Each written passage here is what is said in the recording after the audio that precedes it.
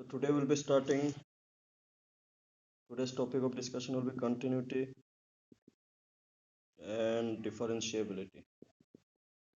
Continuity and differentiability. Continuity and differentiability is a part of calculus. तो आपको total calculus में आपको मालूम होने चाहिए there are 5 chapters inside calculus. तो ये this one is the first chapter out of the calculus part. ये पहला चैप्टर है कैलकुलस पार्ट का. बाकी अगर चैप्टर्स को आप देखें तो first one is continuity and differentiability, then application of differentiation, no, application of differentiation, then integration, then application of integration, and differential equation.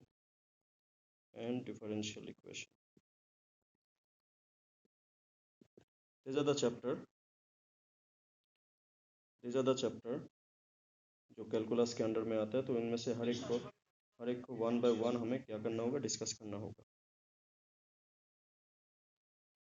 सबसे पहला चैप्टर है कंटिन्यूटी एंड डिफरेंशिएशन, जिसमें सबसे पहली बात आपने क्लास 11 में क्लास 11 का एक टॉपिक था जिसको हम लोग कहते थे रिलेशन एंड फंक्शन.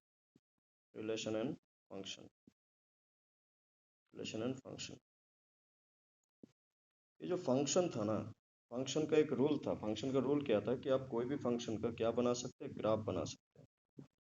कोई भी फंक्शन का ग्राफ बना सकते हैं. अगर नॉर्मली आपने linear equation in one variable, linear equation in two variable, then quadratic equation हो, देन पैराबोला हो, देन हाइपरबोला हो, तो you can make graph out of everyone. सबका क्या बनाया जा सकता है, ग्राफ बनाया जा सकता है. तो ये जो ग्राफ हम लोग बनाते हैं, उस ग्राफ, जैसे कि एग्जांपल के लिए y इक्वल टू एक्स, ठीक है. तो इसी का अगर ग्राफ आप लोग ग्राफ देखें तो ग्राफ क्या हो जाएगा. फंक्शन क्या था, अगर आपको याद होगा फंक्शन के बारे में थोड़ा सा, कि every element should have unique image.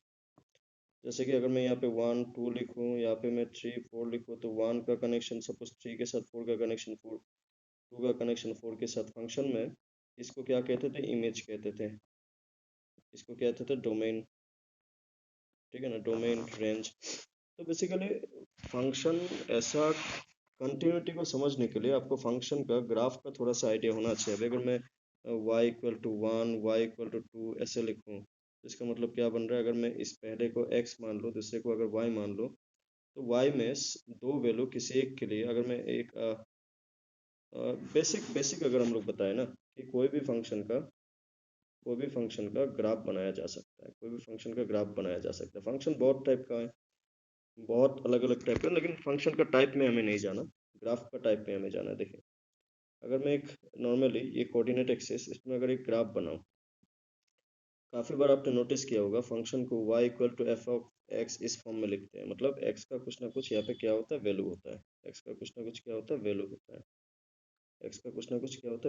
अगर x का कुछ पार्टिकुलर वैल्यू अगर हमने पुट किया, सपोज a पुट किया, x का वैल्यू सपोज a पुट किया, तो y का भी कुछ ना कुछ हमें वैल्यू मिलेगा. जैसे कि इसी में आप अगर x की जगह में a पुट किया, तो y इक्वल टू क्या बन रहा है, f ऑफ a, ठीक है ना. y equal to f of a, मतलब it describe certain point on the graph, ठीक है. तो होता क्या है कि ये जो ग्राफ का पॉइंट है, इस ग्राफ का पॉइंट तक आप और लेफ्ट साइड से भी पहुंच सकते हैं, इस तरीके से राइट साइड से भी पहुंच सकते हैं. तो बेसिकली कंटिन्यूटी, जिसको हम लोग कहते हैं ना कंटिन्यूटी, चैप्टर का नाम है कंटिन्यूटी एंड डिफरेंशिएबिलिटी. कंटिन्यूटी का सिंपल सा मतलब क्या है, कि ये जो अप्रोचिंग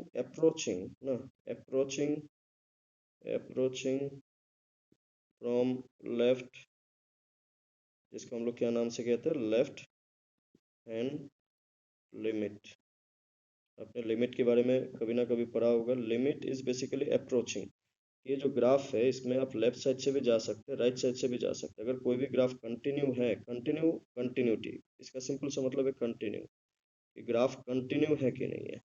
तो ग्राफ कंटिन्यू है कि नहीं, तो उसको उसको मालूम करने के लिए लेफ्ट अप्रोचिंग फ्रॉम लेफ्ट, जिसको हम लोग लेफ्ट साइड लिमिट बोलते हैं, एंड दूसरा है कि अगर अप्रोचिंग फ्रॉम राइट, जिसको हम लोग क्या कहते हैं, राइट हैंड लिमिट कहते हैं, तो बेसिकली जब आप किसी ग्राफ में दोनों साइड से अप्रोच करें, from left side and right side, and अगर अप्रोचिंग में लेफ्ट साइड से और राइट साइड से आप अगर सेम सेम पॉइंट पे पहुंचे ना, आप अगर ग्राफ में आप लेफ्ट साइड से जिस पॉइंट पे पहुंच रहे हैं, suppose this is the function y equal to F of X, this is the function y equal to F of X का ग्राफ, ठीक है, ग्राफ। तो ये जो आप लेफ्ट साइड से जिस पॉइंट पे अप्रोच कर रहे हैं, राइट साइड से जिस पॉइंट पे अप्रोच कर रहे हैं, वो दोनों का वैल्यू अगर आपको सेम मिलता है तो इसको कुछ ऐसे लिखते हैं, left hand limit is equal to right hand limit equal to F of c. F of c, इस केस में अगर मैंने ए पुट किया, जो एक्स का वैल्यू अगर सी पुट किया तो एफ ऑफ सी ना, इस तरीके से। तो ये इसको अगर सी मान लिया जाए, ये तीनों का वैल्यू क्या होना चाहिए, सेम होना चाहिए। तो कंटिन्यूटी होने के लिए अगर मैं जो left approaching, right approaching and जिस पॉइंट पे हम लोग अप्रोच हो रहा है, वो तीनों ही क्या होना चाहिए, सेम होना चाहिए ना।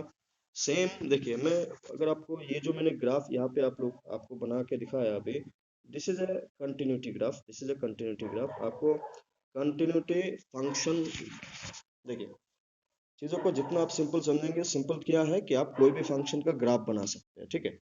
और ग्राफ कंटिन्यूटी है कि नहीं, ये जो कंटिन्यूटी टॉपिक है ये पूरा ग्राफ के ऊपर में डिपेंड है, ठीक है। ग्राफ किसके ऊपर में डिपेंड है, ग्राफ फंक्शन के ऊपर में डिपेंड है। तो फंक्शन का डिटेल में हम लोग नहीं जा रहे हैं, उसमें नहीं जाने से भी आपको ये चीज़ समझ में आएगा, मैं जब इसको समझाऊंगा आपको left hand limit right hand limit कैसे निकालते हैं। तो बेसिकली कोई भी ग्राफ को दो तरीके से अप्रोच किया जा सकता है, एक लेफ्ट साइड से, एक राइट साइड से।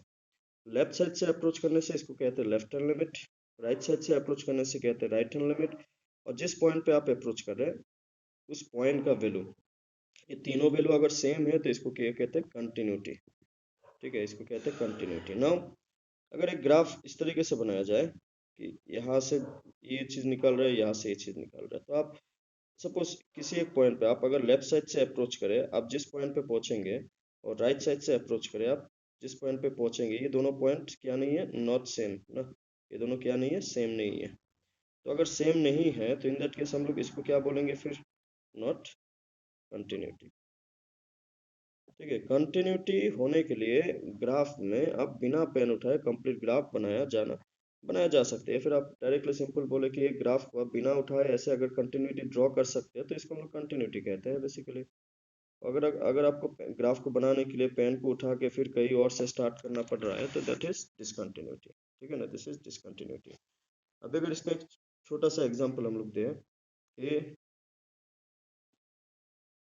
एक फंक्शन है, सपोज एफ ऑफ एक्स, मैंने इसको 1 ले लिया, इसको 2 ले लिया, यहाँ पे if x not equal to 0 and if x equal to 0, अगर मैं पूछूं कि ये ग्राफ कंटिन्यूटी होगा तो सिंपल सी बात है, x का वैल्यू 0 में क्या वैल्यू है, 2, तो x का वैल्यू 0 होने से क्या होता है, यहाँ पे 1, यहाँ पे 2, इस पॉइंट का बात हो रहा है, इस पॉइंट में x का वैल्यू कितना है, 0 है।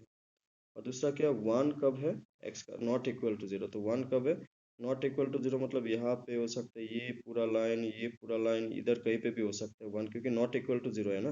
नॉट इक्वल टू 0 मतलब एग्जैक्टली इस पॉइंट पे पुट नहीं कर सकते, एग्जैक्टली इस पॉइंट पे पुट नहीं कर सकते। तो आप सिंपल सी बात है, ये दोनों पॉइंट एक ही वैल्यू को तो रिप्रेजेंट नहीं कर रहा है ना, ये दोनों पॉइंट एक ही पॉइंट पे तो रिप्रेजेंट नहीं कर रहा है। तो इसका मतलब क्या हो जाएगा,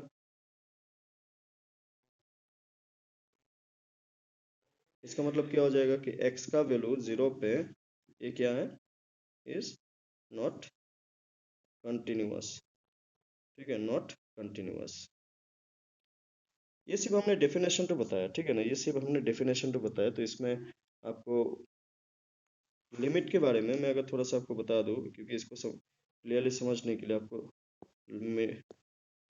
लिमिट के बारे में समझ में आना चाहिए। लिमिट किस हिसाब से काम करता है, देखिए लिमिट का मतलब होता है बेसिकली, लिमिट का मतलब होता है अप्रोचिंग। लिमिट का मतलब क्या होता है, अप्रोचिंग। अगर आप ऐसा मान लें कि कोई आपके पास एक फंक्शन है y equal to F of X, अगर आपको x टेंड टू सी, ये जो लाइन है कि limit x tend to C, इसका मतलब क्या है कि the value of x is approaching C. Approaching का मतलब आप डायरेक्टली ऐसा मान ले एकदम near by, near by, near by, near by मतलब आप ऐसा समझ ले कि अगर आपको किसी एक पॉइंट तक, जैसे कि y equal to F of X का अगर ग्राफ मान लेते ऐसा है और x का वैल्यू c है, x का वैल्यू c है ना, x का वैल्यू c है, जैसे हमने यहाँ पे लिखा है x अप्रोचिंग c, तो इसका मतलब x का वैल्यू अगर आप इस पॉइंट तक पहुंच जाते, अप्रोचिंग किसको बोलेंगे, अप्रोचिंग कहेंगे कि आप इस ग्राफ में c का नजदीक जा रहे हो, c का नजदीक जा रहे हो, c तक पहुंचे नहीं हो, c का नजदीक जा रहे हो। तो ये जो नियर बाय या फिर अप्रोचिंग, इसी को हम लोग कहते हैं लिमिट। ठीक है, इसी को हम लोग कहते हैं लिमिट। और अगर लेफ्ट साइड से अप्रोच किया तो इसको कहते हैं लेफ्ट हैंड लिमिट, अगर आप राइट साइड से अप्रोच किया तो इसको कहते हैं राइट हैंड लिमिट, और आप जिस पॉइंट पे जाने की कोशिश करें that is called as f of c. ये तीनों पार्ट सेम होने से इसको क्या कहते हैं, कंटिन्यूटी कहते हैं, कंटिन्यूटी कहते हैं। ये तीनों पार्ट सेम होने से इसको क्या कहते हैं, कंटिन्यूटी कहते हैं। नाउ अगर इसका सिंपल सी बात आपको ये भी समझना है कि अगर कोई एक फंक्शन है y equal to F of X, तो जब आप लिमिट लगाते हैं, लिमिट ना x approaching c then F of X, तो इसका सिंपल सा मतलब क्या है कि जो x का वैल्यू है वो आप किससे रिप्लेस करोगे, c से रिप्लेस करोगे। तो इसको कुछ इस तरीके से भी लिख सकते हैं, लिमिट एफ ऑफ c। इसको डायरेक्ट लिमिट तब नहीं जब हम लोग x का वैल्यू जो अप्रोचिंग है, जो अप्रोचिंग है इसको कहते हैं अप्रोचिंग ना, दिस इज x, इसको पढ़ने का x टेन टू सी, इसको इस तरीके से रीड करते हैं x टेन टू सी, ठीक है ना, x टेन टू सी, तो x ten to C F of c. तो डायरेक्टली जब आप x का वैल्यू डायरेक्टली x पे रिप्लेस कर दे then it can be written like this. अगर मैं एक क्वेश्चन लिखूँ, suppose limit x ten to x ten to pi by 6 sine x, इसका सिंपल सा मतलब क्या हो जाएगा कि आप x का जो वैल्यू है उसकी जगह में क्या पुट कर सकते हैं, पाई by 6, that means sine pi by 6, that is 1/2। This is the way. So limit इस तरीके से काम करता है। लेकिन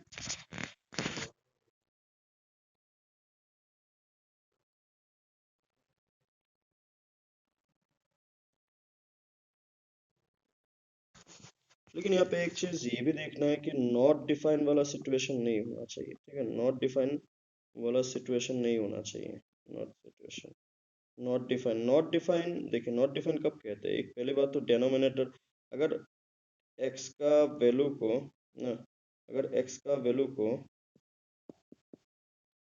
अगर x का वैल्यू को पुट करके ना डिनोमिनेटर में जीरो होता हुआ दिखता है, देन इसको क्या कहते हैं, नॉट डिफाइन। तो अगर जीरो मिलने वाला सिचुएशन होता है डिनोमिनेटर में, तब वी कान पुट ना, we can put value of x, value of x, तब हमें क्या करना होता है, तब हमें सॉल्व करना होता है ना। इस टाइप का हम लोग क्वेश्चंस देखेंगे, जैसे कि अगर एक लिमिट दूं x ना tend to 1 X square minus 1 X minus 1, अभी ये जो लाइन है इसमें अगर आप लिमिट को अप्लाई करना चाहें तो आप यहाँ पे नोटिस करेंगे कि अगर आप x का वैल्यू यहाँ पे 1 पुट करते हैं, ठीक है, यहाँ पे अगर आप x का वैल्यू 1 पुट कर दें तो क्या हो जाएगा, 1 माइनस 1 क्या हो जाएगा, 0 हो जाएगा। तो अगर आप x का वैल्यू आप 1 पुट करें यहाँ पे, तो इन दैट केस डिनोमिनेटर में क्या बन रहा है, 0 बन रहा है। तो इन दैट केस आप x का वैल्यू डायरेक्टली पुट नहीं करेंगे, डायरेक्टली पुट नहीं करेंगे, तो क्या करेंगे, ये जो क्वेश्चन है इसको आप लोग क्या करना होगा, सॉल्व करना होगा। सॉल्व कैसे करेंगे, देखिए ये जो न्यू मैटर है उसको थोड़ा सा अगर आप देखें, ये जो क्या अभी क्वेश्चन क्या है, limit x ten to 1 X square minus 1 by X minus 1, ये जो 1 है, इस 1 को आप चाहे तो 1 स्क्वायर भी लिख सकते हैं, इस 1 को आप चाहे तो 1 स्क्वायर भी लिख सकते हैं, क्योंकि 1 1 स्क्वायर एक ही बात है। ये जो न्यूमरेटर है वो किस फॉर्म में है अभी? न्यूमरेटर किस फॉर्म में है? A square minus b square, that is a plus b a minus b. ये फॉर्मूला होता है ना अलजेब्रा का।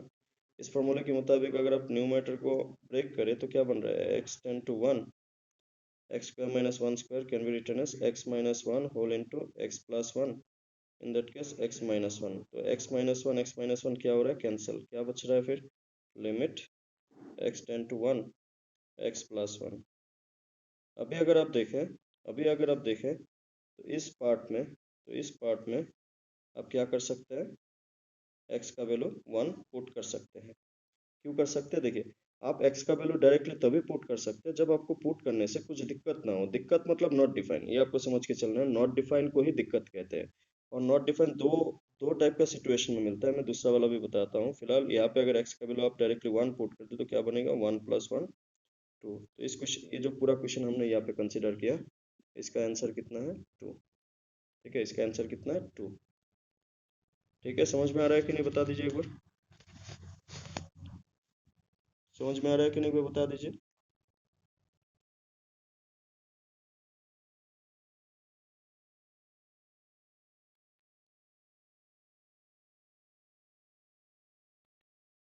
हम्म। ठीक है सर, समझ में आया। ठीक है ना। देखिए, हमें जो सॉल्विंग कब करना होता है, सॉल्विंग दो टाइप का सिचुएशन में करना होता है। जब भी हमें नॉट डिफाइन मिलता है, नॉट डिफाइन वाला सिचुएशन, नॉट डिफाइन कब कब मिलता है? एक तो अगर आप एक्स का वैल्यू अगर आप पुट करने पे डिनोमिनेटर अगर जीरो हो तब नॉट डिफाइन। दूसरा है स्क्वायर रूट में अगर आपको नेगेटिव नंबर दिखता है। तो ये भी मैं एक एग्जांपल आपको दिखाता हूँ, एक सेकंड।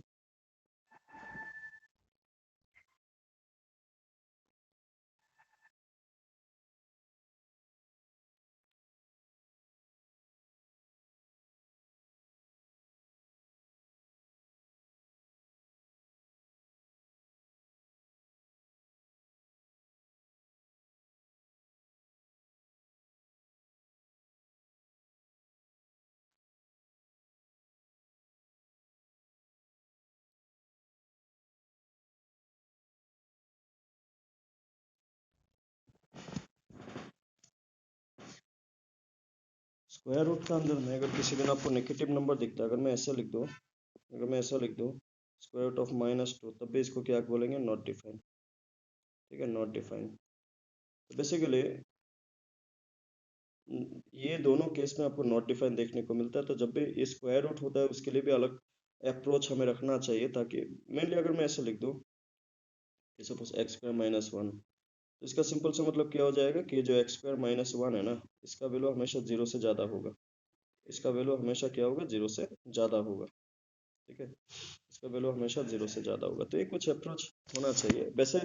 और left hand limit right hand limit कैसे निकालते हैं उसका एक प्रॉपर क्वेश्चन अभी डिस्कस करते हैं आपके साथ कि अप्रोच क्या होना चाहिए एक्चुअली, दैट इज कंटिन्यूटी के लिए। अगर एक क्वेश्चन लिखो,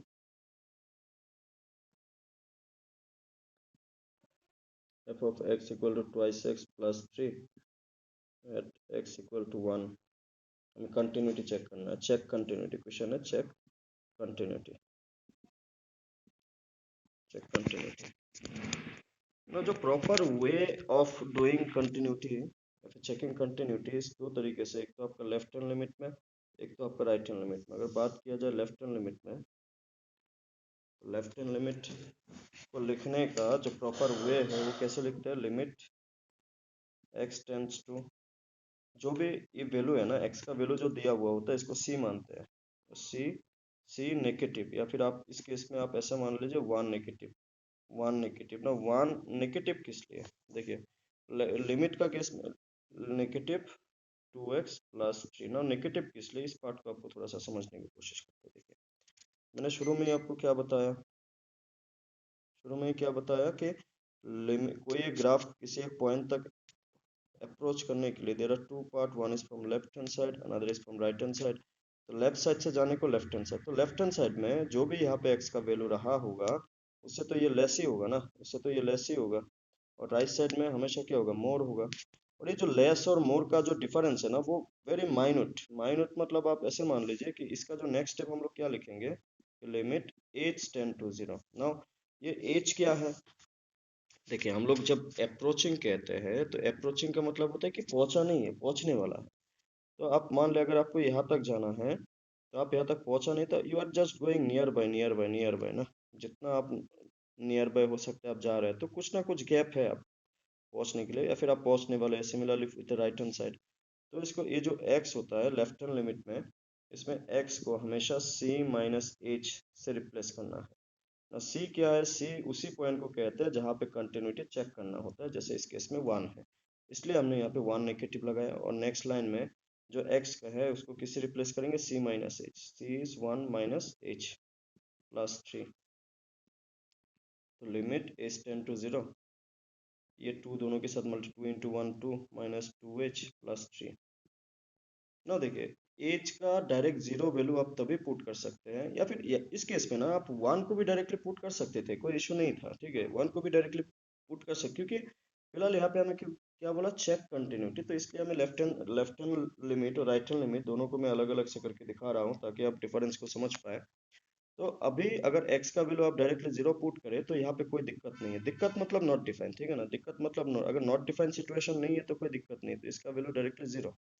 तो क्या बन रहा है, ये जीरो, जब एज का वैल्यू आप जीरो अगर पुट कर दिया तो लिमिट का कुछ काम रहा नहीं, फिर लिमिट यहीं पे खत्म हो गया। फिर बाकी क्या किया, इधर 2 है इधर 3 है, 2 3 का सबने प्लस, आंसर क्या है 5। 5 किसका वैल्यू है, लेफ्ट हैंड लिमिट का। This is the way to find the left hand limit, जहाँ पे x का जो भी c, x का वैल्यू वो c नेगेटिव। जो proper way of writing left hand limit is, left hand limit को प्रॉपर वे लिखने का तो limit x tend to c negative f of x, कुछ इस तरीके से लिखते हैं। और x को c माइनस एच से रिप्लेस करते हैं, जो हमने किया। ये वाला पार्ट c माइनस एच से हमने क्या किया, रिप्लेस किया। सिमिलरली अगर इसी क्वेश्चन का राइट हैंड लिमिट दिखाऊं, तो राइट हैंड लिमिट लिखने का तरीका क्या है, limit x tends to c plus f of x, इस तरीके से इनिशियल स्टेटमेंट लिखते हैं। और x को किससे रिप्लेस करते हैं, c प्लस एच। एच क्या है basically, H is minute gap, minute minute gap, जो हम लोग बोल रहे हैं ना अप्रोचिंग। तो अप्रोचिंग का मतलब होता है कि पहुंचने वाला है, तो कुछ गैप तो है, ठीक है ना। देयर इज सर्टेन गैप, उस गैप को एज कहते हैं। इस क्वेश्चन के लिए बात किया जाए लेफ्ट राइट हैंड लिमिट में, तो limit x tends to 1 positive, x का वैल्यू 1 था, क्वेश्चन किया था 2x प्लस 3 ना। ये राइट हैंड लिमिट का मेन पार्ट। तो इसको मैंने क्या बताया, जो x टेंड टू है उसको किस पे लिखना है, h tend to zero, next line में। और ये जो x का कन्वर्शन है ना, इस कन्वर्शन जब भी आप करेंगे तब लिमिट के साथ साथ क्या आ जाएगा, h टेंड टू जीरो, हमेशा ये भी आपको ध्यान रखना है। तो h टेंड टू जीरो, और x को किससे रिप्लेस करेंगे, c plus H. That is यहाँ पे c कौन है, 1 है, 1 plus H plus 3, 1 plus H plus 3, तो क्या हो जाएगा, limit H tend to zero, ये 2 दोनों के साथ मल्टीप्लाई, तो क्या हो जाएगा 2 इंटू 1 2 प्लस 2h प्लस 3। तो डायरेक्टली इसी स्टेप में भी ये जो एज 10 टू जीरो है, 10 टू जीरो, 10 टू जीरो मतलब अप्रोचिंग जीरो, तो ये जो एज वाला पार्ट है इसको आप डायरेक्टली जीरो पुट कर दे। डायरेक्टली आप तभी पुट कर सकते हैं जब आपको ये कंफर्म हो जाए कि यहाँ पे नॉट डिफाइन नहीं होगा। तो बचा कौन, यहाँ पे 2 और 3, तो 2 plus 3 that is how much, 5। तो अब ये राइट हैंड लिमिट का वैल्यू है। तो अभी अभी हमने प्रीवियस पेज में क्या निकाला, प्रीवियस पेज में लेफ्ट हैंड लिमिट निकाला, लेफ्ट हैंड लिमिट का वैल्यू भी 5 आया ना, और राइट हैंड लिमिट का वैल्यू भी क्या आया, 5 आया। तो लेफ्ट हैंड लिमिट, तो क्या हमें अल्टीमेटली क्या मिलता हुआ दिखा, कि जो लेफ्ट हैंड लिमिट है वो राइट हैंड लिमिट के साथ क्या मिल रहा है, इक्वल मिल रहा है। इक्वल मिलना मतलब क्या है, डायरेक्टली कंटिन्यूटी, कंटिन्यूटी, ठीक है, continuity. This is a simple way to check continuity, ठीक है।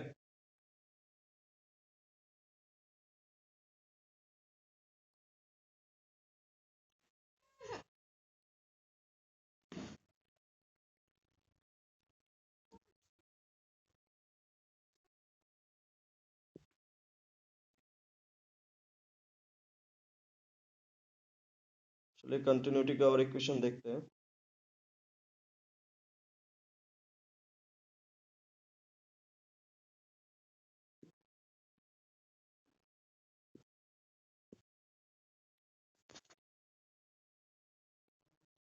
Suppose discuss continuity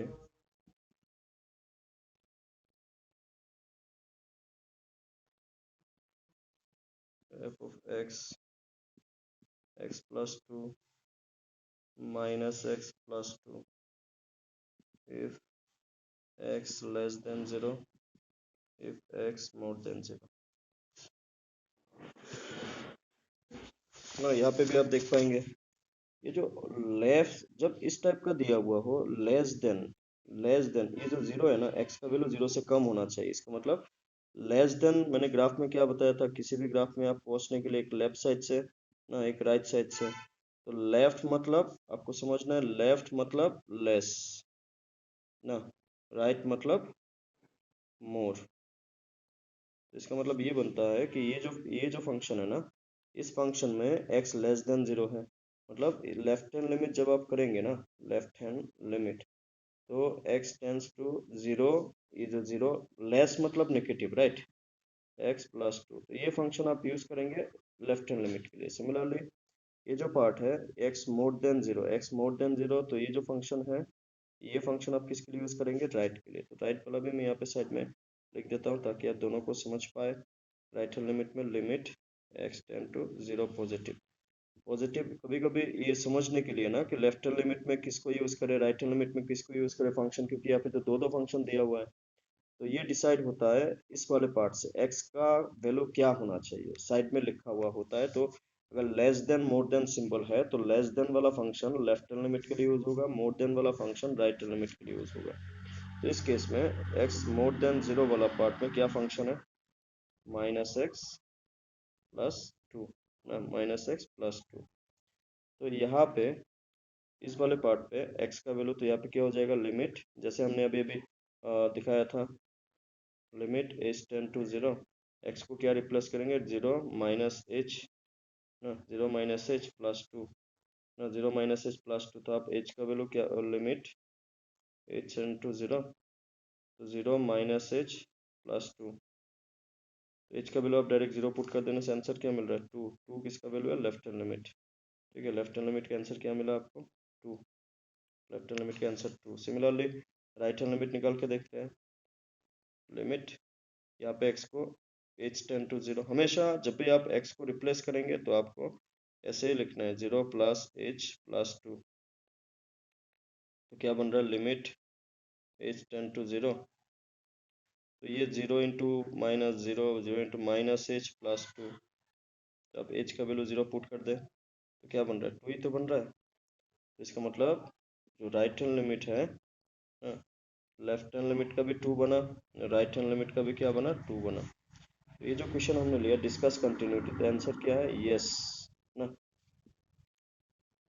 yes it is continuous it is continuity, continuity मतलब ये कंटिन्यूटी हो रहा है ना, ये कंटिन्यूटी हो रहा है अभी। क्यों कंटिन्यूटी हो रहा है, क्योंकि लेफ्ट हैंड लिमिट और राइट हैंड लिमिट दोनों का आंसर क्या मिला, सेम मिला। ठीक है, दोनों का आंसर क्या मिला, सेम मिला। So this is the approach with ना to find continuity of a function. Continuity में कुछ चीज़ें आपको ये भी, लिमिट का या फिर कंटिन्यूटी का आपको ये भी समझ में आना चाहिए कि अगर एक लिमिट अप्लाई करते टाइम पे ना, आप यहाँ पे बहुत सारा फंक्शन लिख रहे हैं, F of X, G of X ना, मल्टीप्लाई प्लस माइनस कुछ भी हो सकता है, तो ये जो लिमिट है वो इंडिविजुअली हर किसी में अप्लाई होता है। तो मैं इसका X tend to C F of X plus limit X tend to C G of X, ये पार्ट आपका प्लस के लिए भी अप्लाई होता है, माइनस के लिए भी अप्लाई होता है, मल्टीप्लाई डिवाइड कुछ भी हो, तो जो लिमिट होता है हर हर फंक्शन में इंडिविजुअली अप्लाई होता है, इंडिविजुअली क्या होता है, अप्लाई होता है। तो ये आपको ये भी पार्ट आपको ध्यान में रखना है। और अगर फंक्शन कंटिन्यूटी बोला जाए तो ये जो फंक्शन, देखिए जो भी फंक्शन है ना, और जो फंक्शन कंटिन्यूटी है, जो पूरा चैप्टर का नाम क्या था, कंटिन्यूटी एंड डिफरेंशिएबिलिटी। तो आपको यहाँ पे एक रूल समझना है कि जो फंक्शन कंटिन्यूटी है वही फंक्शन डिफरेंशिएबल भी होगा। ठीक है, डिफरेंशिएबल भी होगा। तो डिफरेंशिएबल या फिर डिफरेंशिएशन, जो पूरा चैप्टर का नाम क्या है, डिफरेंशिएशन, कंटिन्यूटी एंड डिफरेंशिएबिलिटी। तो पूरा जो एज ए होल आपको देखना है कि अगर किसी फंक्शन को डिफरेंशिएशन होगा या फिर डिफरेंशिएबल होगा कि नहीं चेक करना है, तो सबसे इजी तरीका क्या है कि वो कंटिन्यूटी है कि नहीं चेक करना। अगर कोई फंक्शन कंटिन्यू है, जैसे हमने अभी भी पूरा डिस्कस किया, इन दैट केस वो फंक्शन डिफरेंशिएबल भी होगा। और डिफरेंशिएशन का मीनिंग क्या था, बेसिकली अगर आप डिफरेंशिएशन का मीनिंग या फिर डिफरेंशिएशन का आप फॉर्मूला देखें, इनिशियल अगर फॉर्मूला देखें तो कुछ इस तरीके से लिखते हैं, limit h tend to zero F of X C plus H, F of C plus H minus F of C by H. तो ये फॉर्मूला यूज किया जाता है फॉर चेकिंग डिफरेंस ना, ये हर किसी के लिए नहीं, जैसे you can say the basic method ना, बेसिक मेथड ऑफ डिफरेंशिएशन यही होता है, बेसिक मेथड ऑफ डिफरेंशिएशन यही होता है ना। एग्जांपल के लिए अगर आपको साइन एक्स का, चलिए आपको एक दिखाते हैं, y equal to sine X एक फंक्शन है, इसका डिफरेंशिएशन क्या होगा। और सबसे पहले तो अगर आप बोले कि डिफरेंशिएशन होता क्या है, डिफरेंशिएशन को आप एट एनी इंस्टेंट इंस्टेंट जो चेंज होता है किसी फंक्शन में उसको कहते हैं डिफरेंशिएशन। आपने काफी बार डेल्टा एक्स डेल्टा वाई ना, चेंज इन एक्स, या फिर जैसे एक्सीलरेशन का डेफिनेशन क्या है, रेट ऑफ चेंज। ये जो रेट ऑफ चेंज हम लोग बोलते हैं ना, इसी रेट ऑफ चेंज को हम लोग क्या कहते हैं, सडन चेंज। ये जो इंस्टेंट चेंज और इंस्टेंट चेंज को डेल्टा एक्स डेल्टा वाई, या फिर इसको क्या कहते हैं, डिफरेंशिएशन, इसको कहते हैं as a whole differentiation. Differentiation का और एक मीनिंग आप समझ सकते हैं कि any instant at any instant जो हमें चेंज देखने को मिलता है, change in any function is basically differentiation is basically differentiation.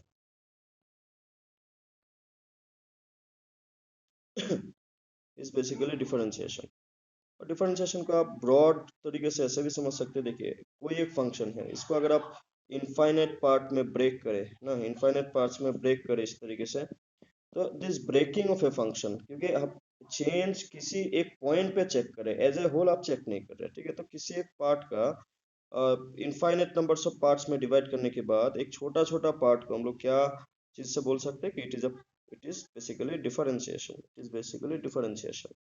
The differentiation is related to the sudden change in any function, sudden change in any function, ठीक है, sudden change in any function। now इसका basic formula हमने differentiation का क्या लिखा, वैसे तो direct direct formula है, लेकिन इसको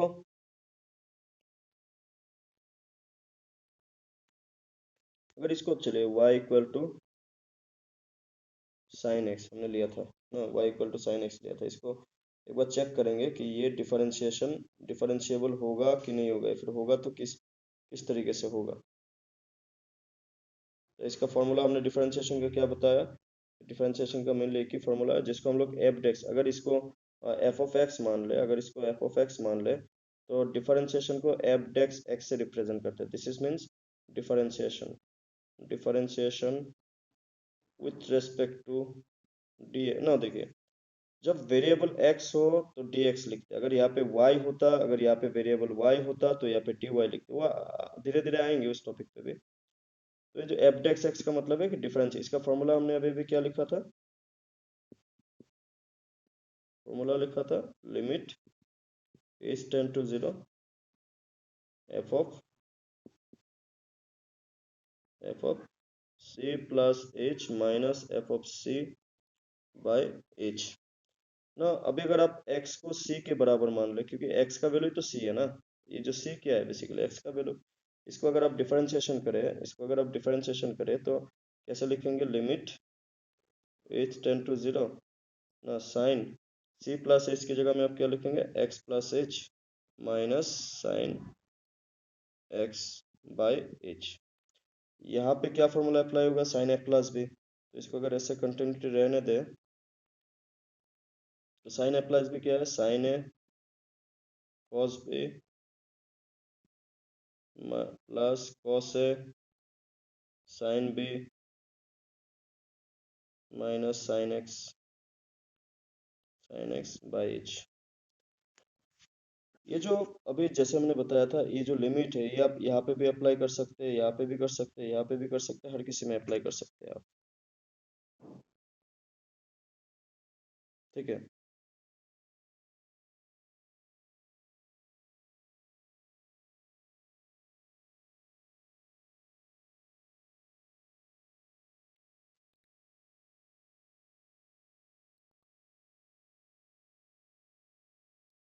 तो limit H ten to zero, एक काम करते हैं तीनों अलग अलग पार्ट में डिवाइड करते हैं, sine x cos h by h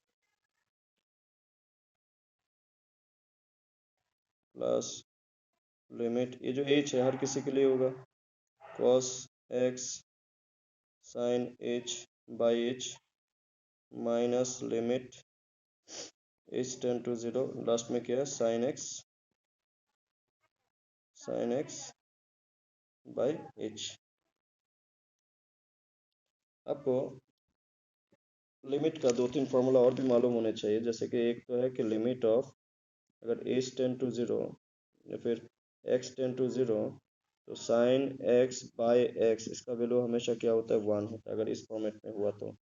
यहाँ पे जो भी वैल्यू होगा यहाँ पे भी सेम वैल्यू होना चाहिए, और एक्स अप्रोचिंग जीरो होना चाहिए, फिर एच अप्रोचिंग जीरो होना चाहिए। सिमिलरली अगर आपको डायरेक्टली कॉस एक्स है, एच अप्रोचिंग जीरो या फिर एक्स अप्रोचिंग जीरो, इसका वैल्यू भी क्या होता है, वन होता है। ये लिमिट का कुछ फॉर्मूलाज है जो अभी जो हम लोग क्वेश्चंस कर रहे हैं इसमें अप्लाई होते हुए हमें दिखेगा, या फिर कभी कभार ये जो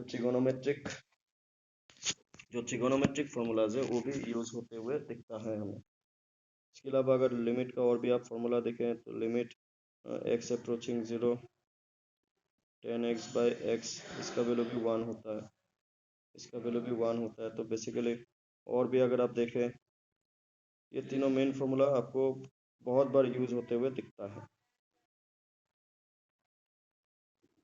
एक चीज़ और मैंने बताया आपको, चलिए प्रीवियस पेज में जाते हैं तब ज़्यादा क्लियरिटी मिलेगा और भी हमें।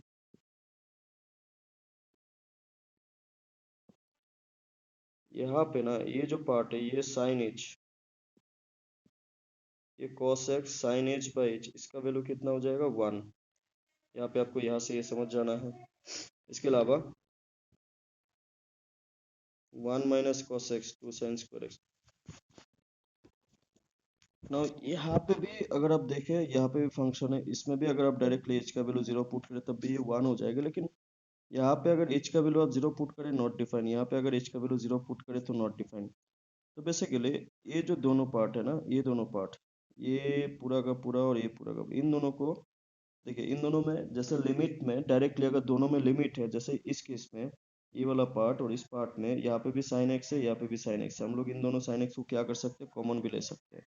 कॉमन लेने से क्या हो जाएगा, अगर मैं इस लाइन को, इसको अलग रखते हैं, ठीक है, इसको अलग रखते हैं, तो क्या बनेगा, sine x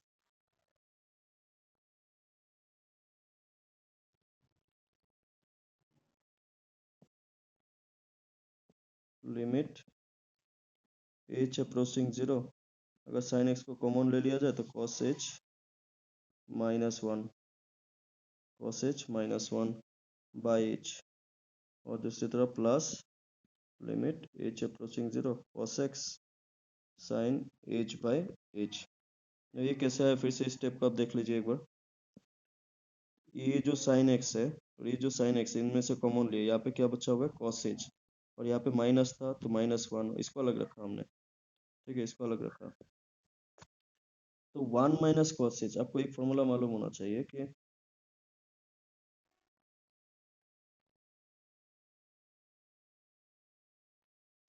one minus cos x is two sine square x by two. तो अगर कॉस इस, तो कॉस एक्स माइनस वन क्या हो जाएगा, फिर minus two sine square x by two. तो ये थोड़ा सा लंबा हो जाता है। बेसिकली आप अगर डायरेक्ट देखें ये कैंसिल हो जाएगा, ठीक है। ये भी कैंसिल, ये भी पार्ट कैंसिल हो जाएगा, ये पार्ट भी कैंसिल हो जाएगा, सिर्फ बचेगा क्या, cos x। इसलिए हम लोग जो एफ डेक्स एक्स है, जो साइन एक्स का या फिर साइन एक्स का आप ऐसे समझ लीजिए, एफ डेक्स एक्स को क्या लिखते हैं, डी बाई डी एक्स, और फंक्शन क्या था, साइन एक्स, तो इसका डिफरेंशिएशन क्या होता है, cos x। इसका डिफरेंशिएशन होता है cos x। डिफरेंशिएशन का टॉपिक में डिटेल में डिस्कस करेंगे, ठीक है। ये तो चलिए आज मेन टॉपिक ऑफ डिस्कशन था लिमिट ना, लिमिट। और लिमिट हमने डिस्कस किया, लिमिट का डिफरेंशिएशन का बेसिक फार्मूला, लेकिन डिफरेंशिएशन का बहुत सारे अलग अलग फार्मूलाज आपको देखने को मिलेंगे जो आपको सीखने हैं। आज का क्लास हम लोग यही तक ही रखेंगे। कल डिफरेंशिएशन का फार्मूला मिले देखेंगे, या फिर main topic of discussion will be differentiation. आज जो मेन टॉपिक ऑफ डिस्कशन था that is limit and continuity. ये जो टॉपिक अभी तक हमने समझाया ये क्लियर है कि नहीं, बता दीजिए एक बार। तो हम लोग क्लास को यहीं पे स्टॉप करेंगे फिर। कुछ दिक्कत है तो बताइए।